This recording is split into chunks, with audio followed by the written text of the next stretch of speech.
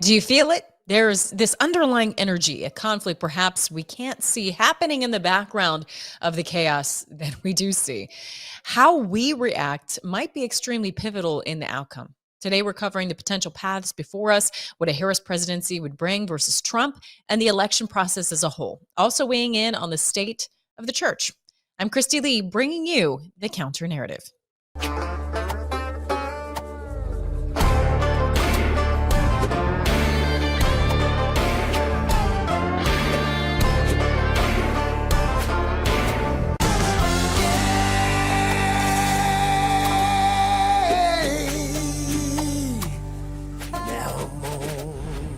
Side.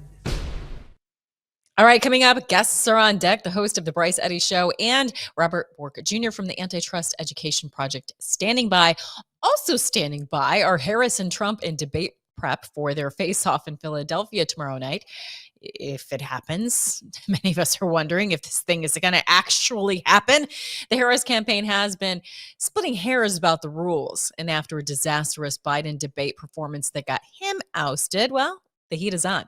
Gateway Pundit reports the Kamala camp is in panic mode, locked up in a hotel with a stage setup, including stage lights and a Trump impersonator. Interesting, ABC is carrying the debate. And at last check, ABC is still in negotiations with DirecTV, meaning that as long as that doesn't get resolved, there's going to be a blackout of being able to watch the presidential debate for DirecTV customers, which is a lot of people. Is that by design? Weird. Now, while Kamala is getting all hands on deck coaching and rehearsals, Nikki Haley seems insulted. Trump hasn't tapped her for debate help or any help for that matter. Maybe the Trump team just wised up to the fact that any kind of help or endorsement from warmonger rhinos is actually no help at all. If only Kamala knew this. She just happily accepted an endorsement from Dick Cheney. You can have him. You are welcome to that endorsement. Many of us who understand fully what Dick Cheney has been a part of would never want that endorsement. But Kama Chameleon will be anything or say anything for votes. Just take it from Bernie Sanders. Watch. For all now, she does not. She's previously supported a ban on fracking. Now she does not. These, Senator, are ideas that you have campaigned on. Do you think that she is abandoning her progressive ideals? No, I don't think she's abandoning her ideals. I think she's trying to be pragmatic and doing what she thinks is right in order to win the election. What she thinks is right in order to win the election. Oh, oops, he said the quiet part out loud. In other words, she's just saying whatever it takes to win the election, and then I'm sure she'll return to the progressive points that, she was pushing for before. Democrats like to say democracy itself is on the ballot, all while politically persecuting opponents, using lawfare to remove choices from voters by keeping certain people off of the ballot and censoring inconvenient truths. And make no mistake, it's free speech like this show that is on the ballot. Here's Jonathan Turley with that point. So, Professor, I wouldn't put much stock into this if it weren't for politicians now wanting the policies of some of the leaders in Latin America. No, I think that's right, although we have to take this far more seriously than that. In my new book, The Indispensable Right, I talk about this anti-free speech movement that's been growing around the world. That wave is now reaching our shores. And they have largely been unsuccessful in convincing people to give up freedom, right? This is a hard sell. You got to get free people to give up some freedom, and it hasn't worked. Facebook even did a commercial campaign to get young people to embrace censorship. So this is plan B. You have in Europe threats against Musk for arrest. They've already arrested another CEO of a platform. But it's really Brazil that I think many in the anti-free speech movement are watching carefully. If Brazil can succeed in banning Twitter from the entire country, it will be replicated. Because many hold the view of what you just heard from Vice President Harris. They view speech as a privilege. It's like a driver's license that they think that can be rescinded if you're reckless. And this is the ultimate destination for this movement, where if they can't convince people to give up their own freedoms, to embrace censorship, they're going to start to take sites offline. Yes, that's exactly what will happen under Harris. They've tried it before, and with no checks and balances in securing a win, it will happen. Things are just going to get more and more authoritative. Tyrannical governments do not appreciate the freedom that we're trying to cling on to in America. So Brazil certainly doesn't appreciate the freedom, like I said, that we're trying to hang on to, or the efforts for fairness in representation. Australia is critical of the Electoral College voting system. Take this article. Kamala Harris could win the popular vote by millions, but still could be caught short in the states that count. It cites a vague expert. It's always the expert says, of course, who says, quote, the disconnect between the people's will nationally and who actually wins can be jarring. Distorted as it is, the many attempts over the decades to change this unique electoral system have gotten nowhere. It has never been reformed, so they are still stuck with what seems to most of the world to be a very convoluted and antiquated way to choose a president. But just paragraphs before, the article is essentially admitting that if we had a direct popular vote, it would be the most populous states, California, New York, Massachusetts, Illinois, that would decide the entire nation's fate. And just look at the state of those states. No, thank you. No, thank you. Also, this needs to be kept in mind for the debate that the destruction of America is happening now through our open borders. Illegal immigrants are now flooding Ohio. Yet Columbus says more of these refugees can help sustain rapid economic growth. What? And of course, they cite no evidence for that, while accusing the other side of not having evidence. According to Daily Mail, this response of, the refugees can help the economy, it was in response to Republican Bernie Moreno saying illegals are destroying Ohio cities. Moreno is a migrant himself looking to unseat Democrat Senator Sherrod Brown. The article claims Moreno doesn't have specifics of how this is happening. He doesn't have specifics of how Ohio cities are being destroyed. But there's always video examples. Just watch as a woman in Springfield responds to 20,000 Haitians imported into a town of 60,000 residents. Can you imagine a third of your town, your neighborhood, all of the sudden being composed of people that don't speak English that are trying to camp out on your lawn? Well, here she tries to explain what that's like. Listen. Noel? Thank you. I live at 426 Northwestern Avenue. Miss Skinner, who I'm not trying to put on the spot, is my neighbor. Just talk to me, ma'am. Thank you so much. And I'm done with what I'm seeing. It is so unsafe in my neighborhood anymore. I have the homeless that were trying to camp out, and I have made concessions with them, and I try to help them the best I can to keep them from trying to squat on my property. But it is so unsafe. I have men that cannot speak English in my front yard screaming at me, throwing mattresses in my front yard, throwing trash in my front yard. And I can't. Look at me, I weigh 95 pounds. I couldn't defend myself if I had to. My husband is elderly, and last night, after living in this home for 45 years, he said, Noel, guess what? It's time to pack up and move. He said, we can't do this anymore. He said, it's killing both of us mentally. I don't understand what you expect of us as citizens. I mean, I understand they're here under temporary protected status, and you're protecting them, and I understand that our city services are overwhelmed and understaffed. But who's protecting us? If we're protecting them, who's protecting me?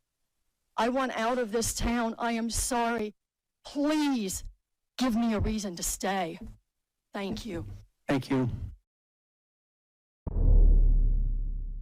So compelling. There's your evidence. There's your example. There's your citing of the specifics. Okay. If this was happening on the mayor's front lawn there in Columbus, maybe he wouldn't be like, but this is a good thing for the economy. What? These people have no place to live. They have no jobs that we know of. I mean, how in the world can you spin that? It's insane. And then there's Kamala's disastrous economic policies, as long as we're going to talk about the economy, which we're going to dive into next with Robert Bork Jr. from the Antitrust Education Project. But first, for now, we have free speech. For now, I'm able to bring this show to you, and it is with the help of our sponsors. Watch this. Looking to give your wardrobe an upgrade?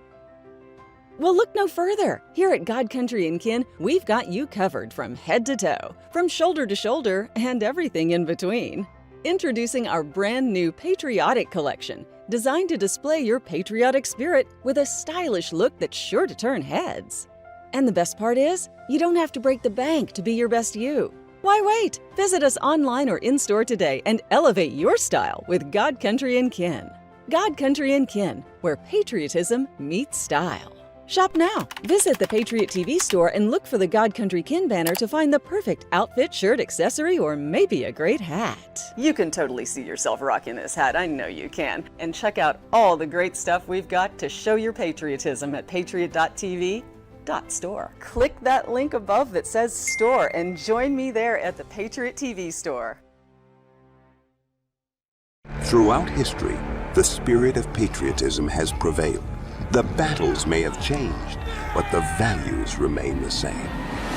Today, in 2024, we find ourselves at a pivotal moment where the call for unity, freedom, and a better future echoes louder than ever.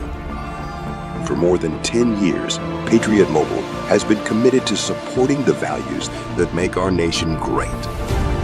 With affordable plans and reliable nationwide coverage, Patriot Mobile is not just a wireless service. It's a call to action for those who believe in the American dream. Because this year is not just any year, it's the most important year since our nation's founding. Choose a wireless carrier that shares your values. Choose Patriot Mobile.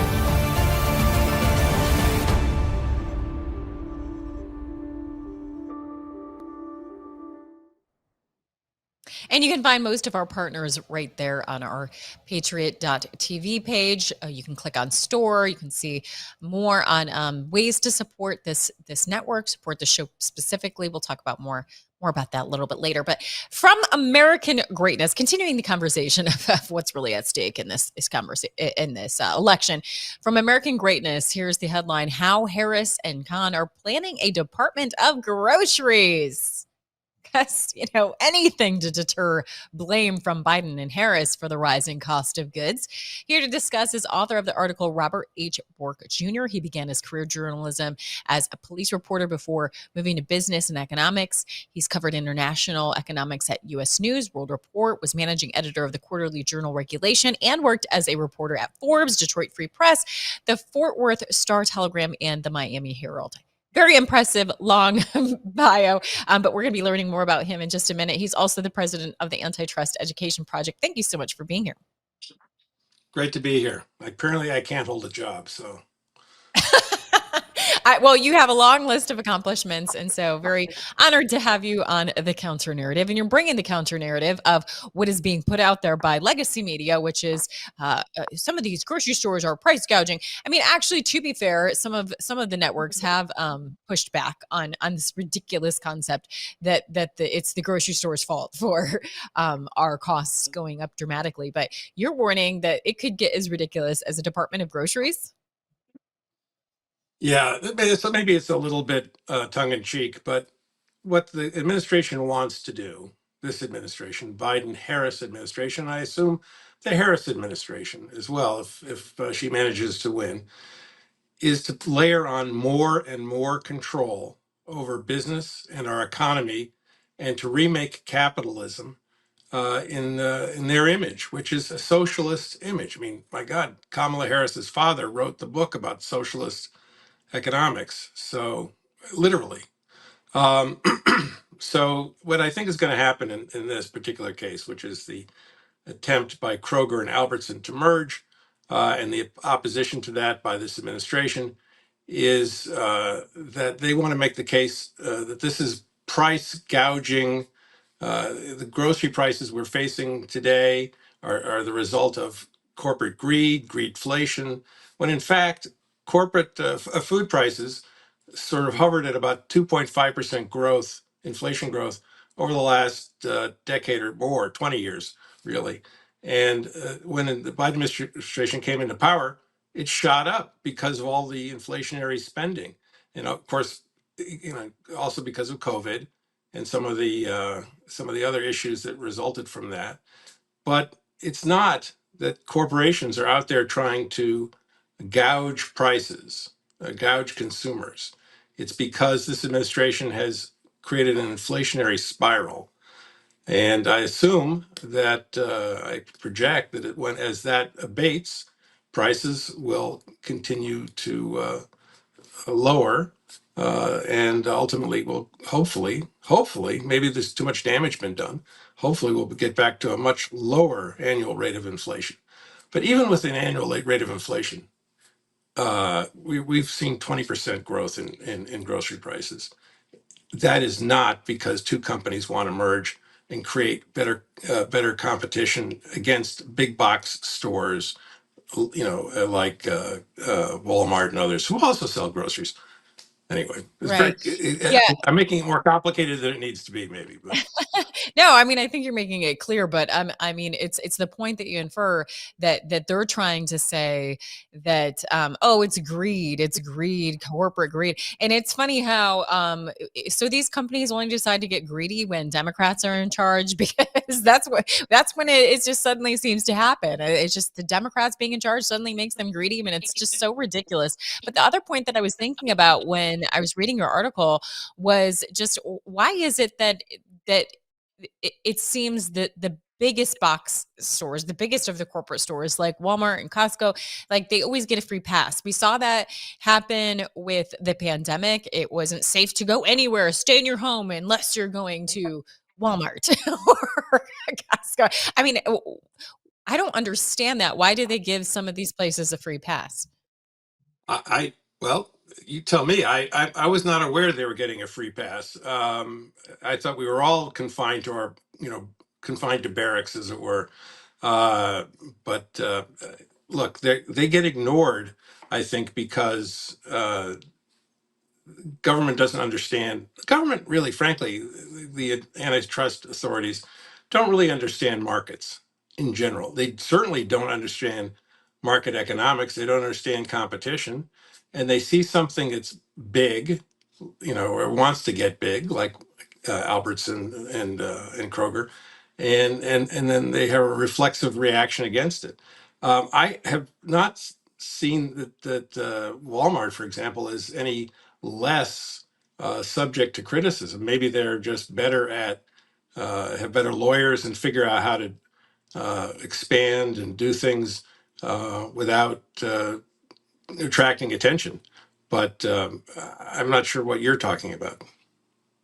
Yeah, I know. I just remember, and I think a lot of people remember during the pandemic that, like, if you wanted to go to a small store, you were going to face resistance. But there was a bunch of people, even if they were masked up, that were still able to go to Walmart. Walmart always remained open, and other big Yeah. corporate stores like that. And so it's just like, man, why do they always seem to? Why does the government seem to always turn a blind eye to these bigger companies? I mean, same thing with Google, which we want to talk about next. Is Google gets away with anything they want. And Yelp is now accusing Google of violating U.S. antitrust laws and stealing information. What can you tell us about that lawsuit? Well, it follows on from the government's lawsuit against Google, where it alleged that Google had a search monopoly or has a search monopoly. And the judge in that case found just a few weeks ago that Google is a monopoly. He said it quite emphatically. Google is a monopoly. I think there's some, frankly, difference of opinion because being a monopoly itself is not illegal. It's what you do with it or how you got it and what you do with it. And that's sort of where the Yelp case picks up. Yelp has been chasing after Google now for, I don't know, 15 years or more, alleging that Google is somehow mistreating it because it is Yelp, for people who may not know, is a search engine that collects reviews from customers of restaurants and stores and services and that sort of thing, and then ranks them. And of course, Google is a much larger has much larger subject matter. It searches everything, and Google Yelp, because it's on the internet, beyond the web, uh, its results are seen by Google and then included in its search results. Now, the complaint Yelp had years ago was that Google was scraping, so to speak, its data and putting it in its in Google's own results. Now it's saying that it's being ignored. That Google has its own results for things like restaurants and stuff and ratings and that sort of stuff, and that you can't find the Yelp review because they're favoring Google's favoring its own data over Yelp's. Well, that may or may not be true, but the simple fact of the matter is Google is not a public utility. It's a private company and it can put up what it wants to put up. That's sort of one of the complaints on the censorship side from conservatives, that they don't put up conservative data information. They don't put up, reviews of Reagan the movie or whatever, or positive ones. That they somehow censor or filter conservative stuff. This, on a more sort of straightforward business side, Google doesn't have an obligation, because it's not a public utility, to favor Yelp over its own results. So it'll be interesting to see how the court in this private lawsuit resolves that issue, whether in favor of Yelp or in favor of Google. But Yelp and I think many other companies now are going to start piling on because of the government's win in federal court in getting a monopoly ruling from the judge. But again, it remains to be seen. And then, as long as we're on the topic of Google, there's been accusations about Facebook and Google listening into conversations through our phones in order to direct ads. What's your thoughts on that? I'm sure it's true. I've had, probably like you, weird experiences where I say something like, I should get a recumbent bicycle so I can exercise more. And the next thing you know, I get recumbent bicycle ads on my phone. Um, that kind of thing. I'm not sure how I really feel about it, because if it's really listening in, you may also be hearing me talk about my political beliefs or personal, health matters or whatever.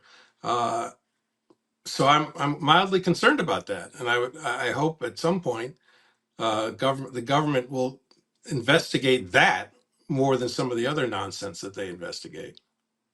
Of course. I mean, anything they can weaponize anymore. Now, speaking of your lengthy biography and all of the amazing things that you have contributed, I did see that you worked at the Heritage Project. So I feel like I'd be remiss if I didn't ask you about Project 25, since Dems are using that as a scare tactic about, Trump's Project 2025, it's going to turn us into Handmaid's Tale or whatever, all the stuff that they say. Any thoughts on that you were able to share? Well, first of all, when I worked at Heritage, it was for a year after I quit journalism, and I guess I was there uh, 1989. So in ancient times, back when everything was in sepia tones, and I spent a year there. And it was Heritage was a different place than it is now. It's much more political now. Maybe that's a good thing. I don't know. Project 2025, of course, is really old news. They've been doing this sort of thing every time there's an election, developing policies for a potential Republican win. They also have this Mandate for Leadership project. It's nothing new, but of course, it seems, it's something that you can say is ominous and dangerous, and used to vilify conservatives. So I don't have a problem with them doing all that work, and I'm a little sorry to say that they would quickly run away from it, and the guy who was running it resigned. I don't think there was anything nefarious about it, but I'm happy to be proved, explained why there was something wrong. But I don't see that there was, and it's old Well, news. I They do it all agree. the time. I agree. I just think it's disappointing that they always fall into the trap, and they allow it to seem like something was inappropriate by, like you said, like running away from it, as opposed to just mocking them for misrepresenting what they're about. But you're with the Antitrust Education Project now, and I was hoping, I know we have to wrap up with you, so could you tell us a little bit about that and what we can get from that? Well, sure. Look, a few years ago, I heard Senator Elizabeth Warren talking about hijacking the antitrust laws to do exactly what my father predicted they would do with them way back in the 60s. Basically, weaponize antitrust because it is a powerful governmental tool, and use it against corporations and business of all sizes, not just big tech, big business. And so they have. That's what they did. When Biden won, he put in people in power in the Justice Department and in the FTC, who are in fact uh, unabashed, avowed socialists, maybe even Marxists, which is not much different. And what you're seeing is that they have gotten up to speed. They are bringing lawsuits against every sector of the economy, alleging somehow some corrupt monopolistic behavior. Um, they are ignoring the huge innovative creations value that's being created by innovation by these companies, the jobs that are created, the wealth that's being created, the fact that these companies are offsetting some of the national debt by creating more wealth, even as the government wastes our money and adds $1 trillion of debt every 100 days. So I republished my father's book, which was out of print. I started the Antitrust Education Project, and I spend my days talking to people like you and your audience and writing op-eds, which appear in the Wall Street Journal and elsewhere and are republished on our website, antitrusteducationproject.org. I like to think, because I'm not an egghead, professorial type or a lawyer, that I write relatively clearly so that real people can understand and be educated as to what's going on. And I urge your listeners and viewers to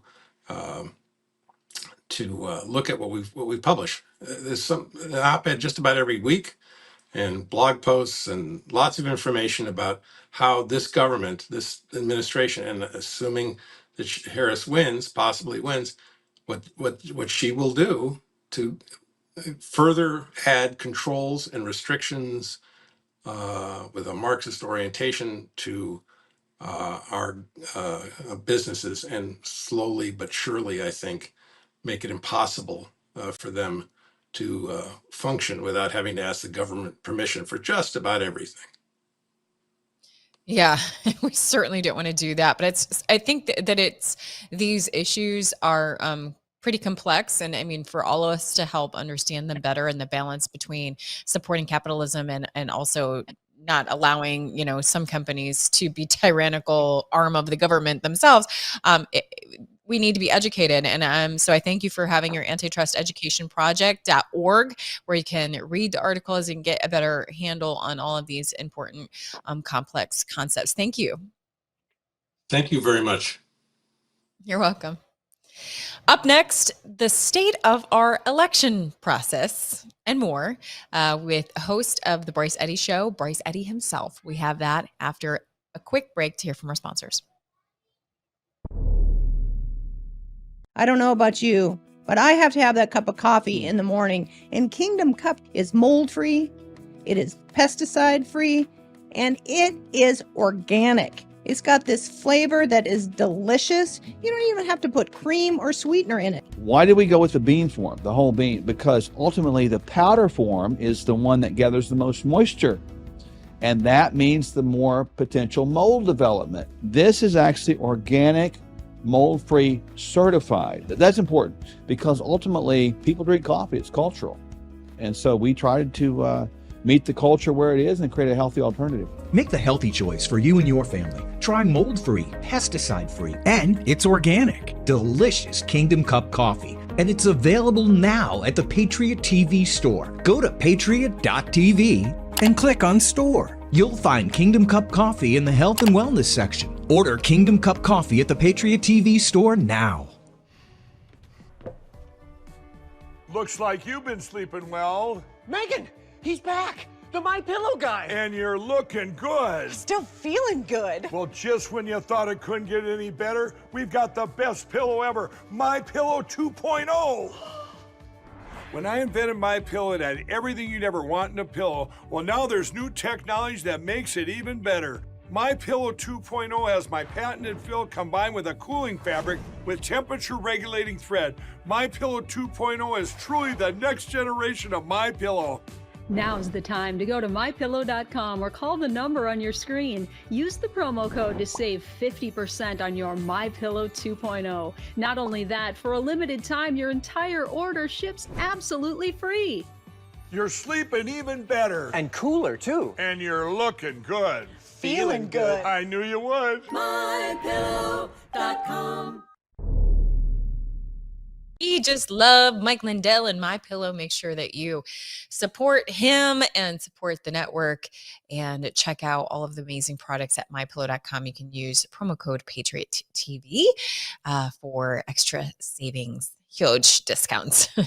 Wow. Now, even NBC is admitting that foreign election influence campaigns have bark but questionable bite. Essentially, the summary of this article is that for as much hysteria as is whipped up about how foreign countries are trying to influence our elections, there's not really any evidence or specific examples that can be cited that show that it's actually even working. So this is, again, after hysteria of the DOJ accusing popular conservative pundits of working with Russia. We're bringing back a Russia.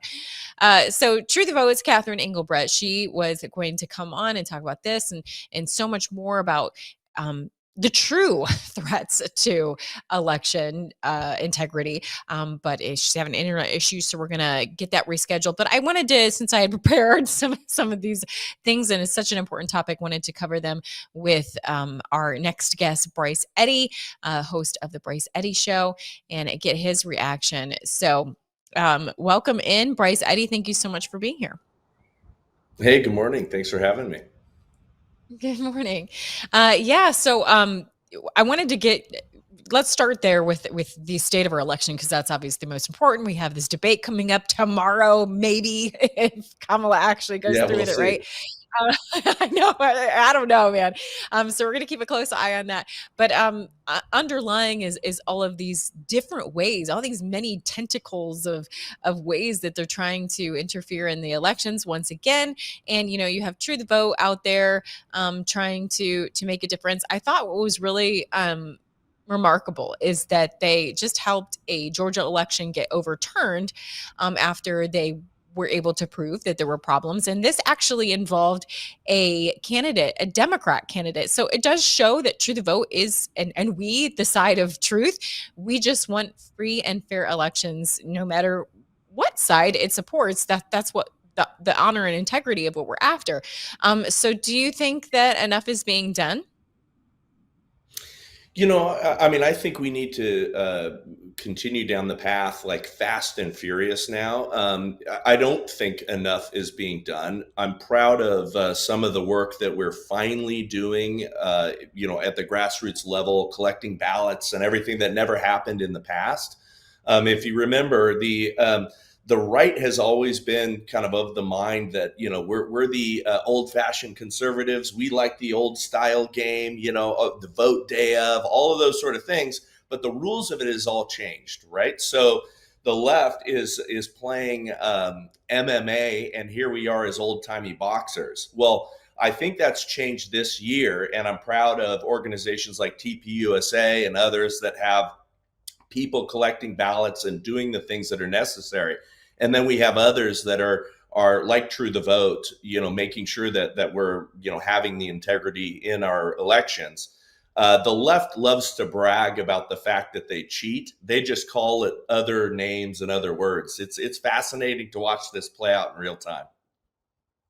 Absolutely. And what's also fascinating is that the legacy media will mock any question of the mail in ballots, any question of being concerned about the influx of illegals and the ease and ability for them to get social security numbers and IDs, and not enough safeguards in preventing illegals from voting. They'll mock that and say baseless, no evidence, but you'll see articles like this one that came out recently that the DOJ is prosecuting an illegal immigrant that stole US citizens' identity to vote in multiple elections and had obtained an American passport. So when they do have these articles, they're like, oh, that's super rare. Yet you'll have that same media hype up that, oh, Russia's trying to steal an election. And then even as NBC shockingly admitted, there's no evidence to actually suggest that. So it's just also backwards, right? Yeah, but they also, they are calling for the ability for illegal aliens to vote. They talk about it at the same time as something that they want to see. So on one hand, they'll say it's super rare. No, of course we're not. And then in the next sentence, they're saying, but it would be a good thing. And we don't want them to be disenfranchised. The SAVE Act, they're saying absolutely not that they won't pass that. And when the SAVE Act, they're like, we don't need it because it's already illegal to vote as a non-citizen. Well, you have this group of people that came into our country illegally. Do you think they care that it's illegal to vote in our elections? And so if there's no way for us to safeguard that, for us to police that, which is what the SAVE Act would do, then it's moot, and so it's really shocking that not one Democrat will essentially back such a logical legislation, and might possibly be worth shutting everything down to prevent voting for something that they say is already illegal. Like if it's just silly, then go ahead and vote for the SAVE Act, right? Well, it's the same thing with IDs. When it gets exposed that, nobody is disenfranchised that way. It's silly talking points. Everybody who needs to vote, who wants an ID, can get them. You've seen the man on the street videos where the guy's asking people, like, do you know where the DMV is? And he's like, yeah, it's right over here. All of that is built to create a narrative. As soon as they get exposed with how ludicrous it is, they say, well, it's not necessary. Nobody's really, going in and voting without being, who they say they are. So this is the game that they're playing. All confusion, all chaos helps them. And that's what it's after. So it doesn't matter if it's, illegal aliens voting, duplicate ballots, rolls that need to be updated. It doesn't matter. The left thrives in chaos. They would lose otherwise. Absolutely. And because we dove into this topic, we didn't really get to dig much into you or your background of how and why you got involved. I saw that you are also from California. I escaped California and fled to the great state of Texas. You fled to Idaho. So tell me how you got on this path of podcasting and got so passionate about doing your part to save America. Yeah, well, most of it has to do with my future grandkids, including leaving California. I'm a frontline warrior. I didn't mind to stay there. I didn't have to leave, but I want to set up something different because I do believe that we're coming into some very dark times. And that's why I've been so passionate about this. It's why I've been so focused on saving the republic. I'm a board member of the Center for Security Policy, and one of the things that we talk about when we look at existential threats for America is, okay, well, what do we do if we go down this path where our communist betters are trying to run our lives? And the truth is we need resilient communities, and you can't very easily build what you need in a place like California. You do need to have very tight communities, strong sheriffs, really a way to push back and block what might be coming should the communists win this thing. Yeah, I mean, and I'm originally from Ohio, and so it's really alarming and crazy to see what's going on there.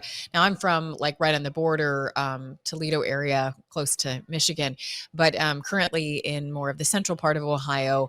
Columbus is pushing back on the person that's trying to unseat Sherrod Brown, who is a migrant himself, saying they're destroying Ohio cities, and they're pushing back saying like, oh no, all these refugees is going to help the economy. Meanwhile, I played a video of a woman in Springfield, Ohio. I don't know if you had a chance to see it, but she's talking about how 20,000 Haitians were basically dumped in Springfield, Ohio, a population of 60,000. So a third of their population is now there. She has them on her lawn. There's reports of people's pets being eaten, ducks going missing from the parks because they're apparently eating the wildlife. Like, what in the world is going on? Any reaction to that? Yeah, I mean, so in the 1960s, and really we have Ted Kennedy to thank for this. Let's forget the fact that I think the chaos that they're creating is intentional, but let's just think about immigration itself. It was never for the immigrant; it was for the country, and that's what immigration really is how do we strengthen our country? And so we used to look at it like, okay, people are coming here to become Americans. And while they have different cultural backgrounds, while they have different ideas, they shared the base core American values, liberty, all of those sort of things. And instead, what we've been doing is importing the third world, and we are, rotting and destroying ourselves within. And that's not a judgment on people's race. It's not a judgment on all cultures. But what it is that we stopped really vetting who we're bringing in and voluntarily, pulling the best of the best from the world. And of course, within that, there's true asylum seekers. There's true people that need our help, and we are commanded to do that. But what we're doing now is, again, fomenting chaos in order to have what I would deem, a global feudalism 2.0. If the people who want to see this happen are the oligarchs and the corporatists and their political puppets, and we're seeing it play out in real time. Yeah. And I mean, we are fighting a culture war, and you're doing great work on Instagram and some other social media. I encourage people to check out your website to find all the links to your show and your contributions on Instagram. You can go to bryceeddy.com. But wanted to talk to you about, other than the culture war, the very obvious spiritual battle that's going on right now. I saw that you were speaking out against some woke pastors, and that's been really alarming to see. But all you have to do is turn to Revelation and hear the descriptions of the final days of the churches, and you can see that happening in real time. These pastors that have watered down the word of God and are neither hot nor cold, lukewarm. We're seeing that, but it's straight up blasphemy now at the things that they're trying to say. One thing that we see them do, and that you were able to point out, is that they'll be like, oh, well, that particular topic isn't even in the Bible. And they do this with transgenderism. They do this with abortion, is what I know you've talked about. So I love that you're confronting and calling them on the carpet for these things, right? Yeah, I've told more than a few that they need to resign from the pastorate. What's insidious about them is that under the guise of Bible verses like love thy neighbor or welcome the stranger or things like that, they are defying so many of God's commandments themselves, right? So under the guise of love thy neighbor, they are arguing for open borders. And yet the idea of sovereign nations is a biblical principle. And the core of sovereign nations is decentralization. God did not command us to become, like the Tower of Babel and all come together in a, globalist cabal. But that's what they're actually arguing for, and they, have to do all kinds of contortions to try to imagine that the sins that are popular today in our messed up culture can be excused, and that's how they do it, and they'll make these thin arguments, and then of course if you push back, they will claim that, well, that's not what Jesus would say, and they don't, their exegesis is rotten to the core. Yeah, I mean, I hate that argument too, because obviously Jesus was very loving. He was willing to sit down with sinners and have conversations, but he was always challenging, and he challenged with questions. And he said when he would meet with sinners, he would tell them, "But go and sin no more." He wouldn't be like, "Oh, Yeah. I still love you, even though you're sin." Like, I mean, he was, and I believe that because of his presence, that it did create radical change in people's lives, and that they did want and desire to go and sin no more. But it wasn't because he was loving all over them and like watering down the word of God. It was because he was challenging them, and they had to face their own sin. But it's just, I really feel like you can feel the spiritual battle that's happening. There's just like change in energy, and I mean, I have to constantly check myself to look through the eyes of discernment and look at everything through a spiritual lens, because I don't want to get caught up in the other energy and of the chaos that they want us to be caught up in as well. But it sounds like you've been really tapped in. I read that you it had predicted in some fashion that Trump would be assassinated. Yeah, the truth is we're in fourth and fifth generation warfare, and we are in the middle of a civil war. But because it hasn't gone kinetic, meaning we're shooting at each other every day, standing across a battlefield, doesn't mean that's not the reality of what we're in. And so when they go down the path of lawfare, all of this political warfare, destroying someone's business, destroying their reputation, destroying the political campaign, when they do all of that and that fails, there's only one avenue left, and everything eventually goes kinetic. And all of this stuff that they threw against Trump was not working. So what's left? Attacking him physically. And I don't think it's over. And I know that he's got a much better team around him now. And some of that includes private contractors, which many of us in the kind of inner circle have recommended. He is still in grave danger. And actually, when he gets elected, those remaining days until he is in place as the next president of the United States are going to be the most dangerous time we've ever seen. And I do believe there's going to be widespread, what I would call hot spot pockets of violence all over the United States. And so, what are you calling on your viewers to do in this time as things are heating up? Yeah, well, I mean, we need to be prepared, right?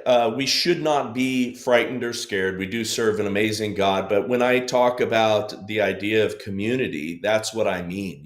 Make sure that you have your resources as close to possible to your home. Make sure that you have, enough food to last for, at least a month. And, make sure that you've got your things stocked up. And then, know your neighbors and know how to take care of people around you, build skills. I mean, all of those sort of things that we would have done in, many decades past before we got so reliant upon screens and everything else. Yeah, absolutely. And then just any final thoughts on how you think this debate is going to shake out tomorrow, if it happens? It is so hard to predict. I mean, I'm wondering if they're going to have an emergency and she won't show up, or anything is possible these days. I love Kamala Harris talking. The more she talks, the more it benefits us. She is an empty suit. You watch the world's biggest propaganda effort trying to polish her up into the second coming of Barack Obama, when truth is she's a complete unlikable turd. Yeah, absolutely. And I mean that first major interview didn't go well for her. So with all these reports of supposed sicknesses and pandemics going around, I wondered if they're going to be like, oh, she has COVID, or something like that, which could Yeah. still happen. But I mean, after it's got to be something else to be in her shoes and see what happened to Biden after a debate and how they were eating their own and quick to oust him. Man, the pressure's got to be on, you would think, right? Yeah, and I think they're terrified right now because you're seeing the polling change quickly, which we did know was going to happen. Their artificial boosting of her could only last so long, and the more she's coming out there and doing those interviews, the worse it's getting. So I think they're terrified, and if they get so scared that they believe that she is going to lose, and there's not a close enough margin for the cheat factor to work, they're going to be more and more desperate, and we're going to see more and more surprises. I've been saying since July that we were going to have a July surprise, an August surprise, September surprise, and then the October surprise, and they will stop at nothing. There's people here that are truly under legitimate threat of prosecution, and losing their pensions and losing their jobs and losing their control over this state apparatus. It's going to be wild to watch here. It is wild, and at this point, nothing would surprise me anymore. But we are both trying our best to stay on top of it, unlike the legacy media, who will ignore the inconvenient truths. Bryce Eddy is another one that you can turn to for unfiltered opinions and the actual things that we should be paying attention to. How and where do we watch your show? Yeah, so I'm on Rumble and any of the podcast apps. Most of my audience listens to me over Spotify and Apple Podcasts and all of those avenues. If you want to keep up with me, join my mailing list, and that would be at bryceeddy.com. And then you can certainly weigh in on all the Instagram and Twitter stuff. You can see me on Instagram at Super Bryce Eddy, or on Twitter at Bryce Eddy1. Love it. Wonderful. And happy to support each other as they try and shut us down. Because as I covered earlier in the show, a Harris win is trouble for anybody that's trying to tell the truth and trying to hang on to their free speech. So yeah, we have to do everything that we can to actually take action and fight against this. Otherwise, we're out of a job. I feel like who are we going to talk to if they shut us down? So yeah, just crazy times, right? Yeah. And then very, very last thing, on Saturday, the 14th, that's this Saturday, I'm going to be doing my show live at Old State Saloon with Madison Cawthorn joining me. And that's going to go out on X and everything else. It's the date of my daughter's wedding. So a bunch of great friends are out, and we're going to have fun doing that morning. Oh, wow. That's a heck of a way to to send your daughter off. Wow, that sounds awesome. All right, well, be sure to check that out. Thank you so much, Bryce. All right, thank you. Take care. Yeah, you bet. All right, going to wrap things up on the other side, but first let's hear from our sponsors. Attention patriotic businesses. Do you want to see your sales skyrocket by selling your products or services to like-minded patriots? Well, if you're an advertiser who embodies the timeless principles of freedom, liberty, and patriotism, look no further than Patriot TV. Our viewers are responsive, economically active patriots who are committed to supporting businesses like yours that align with their values. For more information on advertising on America's new network of proud American businesses, Email us at advertise@patriot.tv. Don't let them win. Patriot TV is committed to delivering the truth. America's new network for patriots is growing fast, and we'd love you to join us as a member of Patriot TV. Your support makes it possible for us to continue to deliver unbiased reporting, thought-provoking discussions, and insights you won't find anywhere else. From in-depth interviews to behind-the-scenes footage, Patriot TV brings you closer to the voices shaping our nation's future. Whether it's political developments, cultural shifts, or global affairs, Patriot TV keeps you informed and empowered. As a member of Patriot TV, you'll get perks like personal invitations to exclusive Patriot TV events, where you can gather and network with like-minded Americans. We'll also host online events throughout the year with General Flynn, who's committed to host live Q&A webinars where callers like you can ask him questions and get real answers. Access to these events will be members only, so go to patriot.tv, click on Become a Member. It's fast and easy. We have a great membership option starting at just $9.99 a month, or save with our annual membership for only $99, or take advantage of the best value, the 2-year membership for just $159. Go to patriot.tv, click on Become a Member. It's fast and easy. Do your part to make sure the truth gets out to all patriots and help ensure future programming. Become a member today. Just go to patriot.tv, click on Become a Member, join today.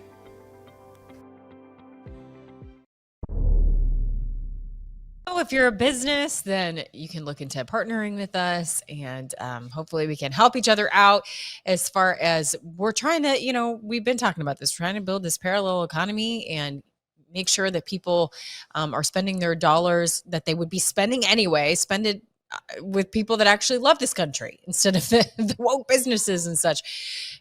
Spend your money with networks and streaming services that actually want you to have free speech, as opposed to Harris, who will take it away. So please go to patriot.tv/counter narrative. That's patriot.tv/counter narrative. That's where you can become a member. I would appreciate it if you did it on that landing page, the counter narrative page, patriot.tv/counter narrative. You'll see counter narrative right there at the top. And then it will have some options there for you to become a member of the Patriot Defenders subscription club. As she was talking about, there are special events, exclusive streams that you can join to ask questions of General Flynn, and other events that may be coming up in the future. We also give you access to all of the Patriot.tv former shows, and you can even get member discounts at the Patriot.tv store. So please consider at one of those levels becoming a member and supporting the show, supporting the message of truth, analysis, exclusive interviews if you sign up there on that counter narrative landing page. Patriot.tv/counter narrative. All right, and just wanted to share with you the verse of the day.